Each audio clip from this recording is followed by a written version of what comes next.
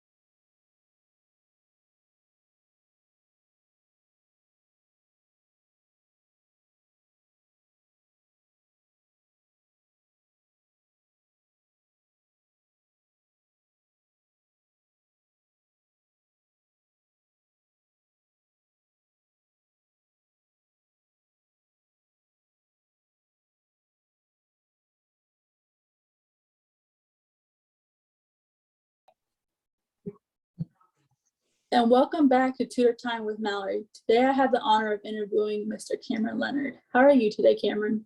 I'm well. How are you? I'm doing wonderful. What is your education background? Well, my educational background, I got my Bachelor's of Arts at University of Mount Olive, so in North Carolina, and I also got 2 associate's degrees at Wayne Community College. What inspired you to want to work in the school or education system? Inspiration comes from teaching since I was young.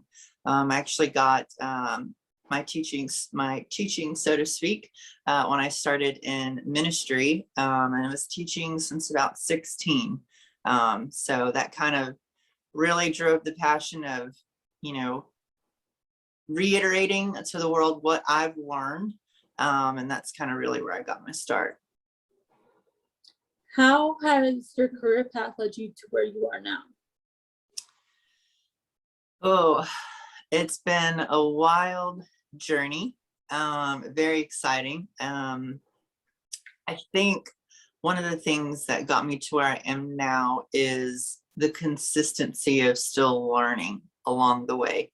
To be a great teacher requires you to be a very good learner. And if you're not a good learner, then there's no way you could be a great teacher. So for me, it was constantly being or surrounded by people who were excellent in their field, top of what they do, always themselves surrounding themselves with people that were greater than what they're in.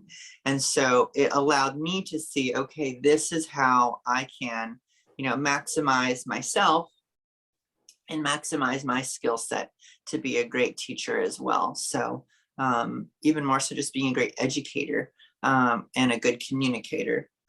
So sitting around those who are good at what they do, receiving that, and then just really pushing myself further and further. What are some of your fondest memories teaching at Greenwood Middle School? So that was a very unique experience. I refer back to that experience all the time. I actually was a TA or teacher's assistant for a special education class for 2 years. And that was probably one of the most difficult jobs I've ever had. And it was also one of the most rewarding. My mother actually was teaching special education at the same time, and I always would hear the stories of just fulfillment and the experiences that she had, and so I wanted to experience that myself. And what a ride did I get. I was not welcomed at first, not because of the teachers, but just because of the students and their different learning dynamics. And so their social cues were not there, like we would normally experience on an everyday basis. And so I had to prove myself, in a sense, to be allowed to kind of teach them. And what I really learned more than anything is I wasn't really doing much of the teaching, even though I was a teacher's assistant. And sometimes the head teachers would let me take the reins.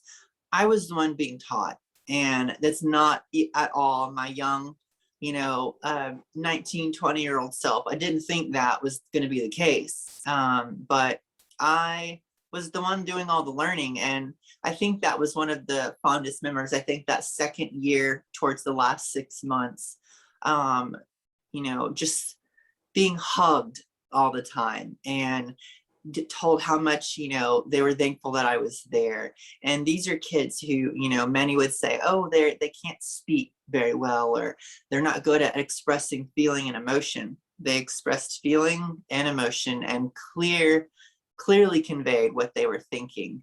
And it gave me a true, and I still am this very way today.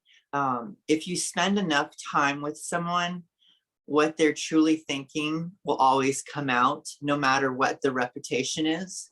And I truly learned that from these students. And it was just all around rewarding. And it wasn't a check mark because they were special education. It was a check mark because it was an area that I never would have thought that I would have been able to be successful at. And I wouldn't base my success on what I was able to teach them. I based my success on the relationship that I was able to bond with the students. So that will always be forever a historical, cherished moment for me. What is something you learned about your career path that you didn't know before?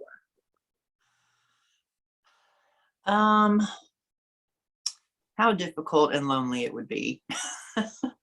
I've always had a entrepreneurial heart. And so that's a road less taken. It's not so common that people want to go off and just start businesses and ventures.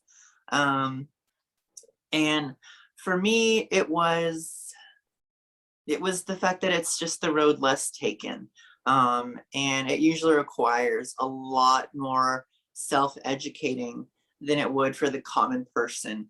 Because when you're going off to create or design or start something up for the first time, or even become a part of an organization that doesn't have a fully built out role that you are taking on, which is usually what I've done, take on roles that haven't been fully developed, I've had to learn myself and self-educate to learn how to build out my role or my area that I was responsible for and being hired for. And so it was very difficult, but it was so worth it, because like I said earlier, if you're going to be a good educator or communicator, you have to be a good learner.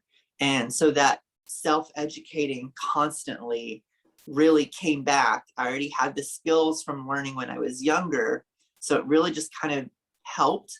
I had the tools to self-educate, but it still was hard. What are the 3 most important skills when working in the school or education system? Patience. Oh my gosh, patience is number one. Patience is number one, because everything is not going to go according to schedule. It's not always going to go according to plan. I would think number 2 would really be compassion.